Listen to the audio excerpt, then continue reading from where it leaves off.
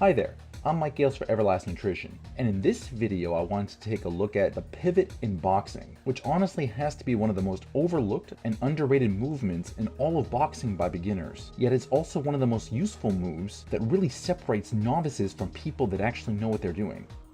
But before I explain why it is so useful, let's take a look at what it is and how to do it.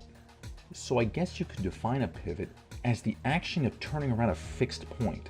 Now that fixed point aspect is absolutely crucial for this to work. Notice here that my lead leg doesn't really go anywhere. It stays fixed in that one spot as it supports all of my weight, which gives me the ability to pivot and move my rear leg. Also note that I keep my hands high in my boxing stance and that as I pivot, my feet don't really cross. When my rear foot reaches its destination, I still have sufficient distance between my legs to maintain my balance. That way I can properly defend or attack if need be. So quickly, if I'm going to pivot to the right, I shift all my weight to my lead leg, and then I use my lead leg to push off the floor and swing my rear leg over to my right. Or to pivot to the left, once again I put all of my weight on my lead leg and then push off the floor to bring my rear leg over to the left.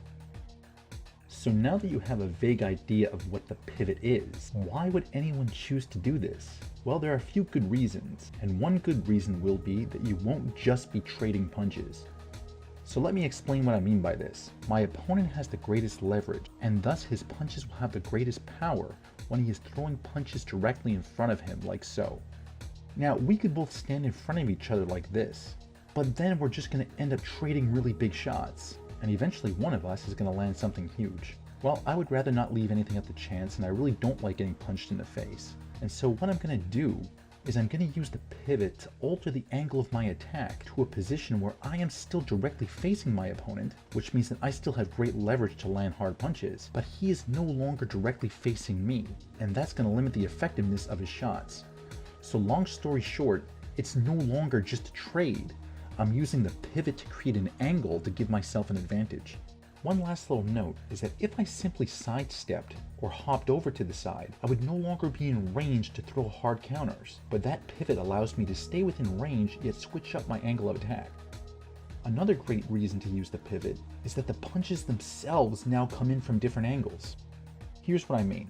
In close, I want to use my hooks, uppercuts, and body shots, yet my opponent has a good defensive shell and most of my punches are landing on his arms. But I pivot off to the side, and now I'm still in punching range, yet the angle of my punches has changed, so that my punches are now splitting his guard right down the middle. Ouch.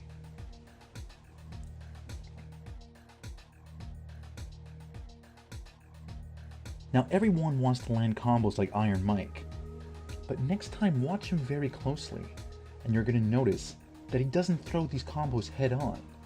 Tyson is a master of angles, and he pivots off to either side to land those combos with crushing power and precision. Another great reason for the pivot is the conservation of energy. Now who knew boxing was so full of math? Distance, angles, and now the conservation of energy? Here's what I mean.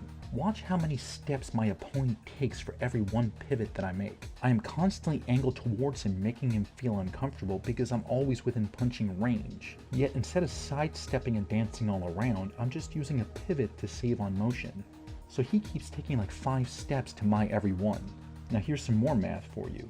Extrapolate all those extra steps over many rounds, and that's going to equal to him getting tired because he's wasted a lot more energy than I. Alright, so in closing, let me leave you with a simple little drill to practice. Throw a couple of punches and then pivot. Remember that you want to try and keep that lead leg in place. I would recommend that you do 2 or 3 pivots to one direction and then try to go the other way, because that will get you used to pivoting to both sides and will also stop you from spinning around in circles and getting dizzy. So practice your straight punches, hooks, and uppercuts, and then throw in the pivot. Adding this little move to your training will definitely up your boxing game. And also, the next time that you watch the high-level pros on TV, you're going to know to keep an eye out for the most underrated move in all of boxing.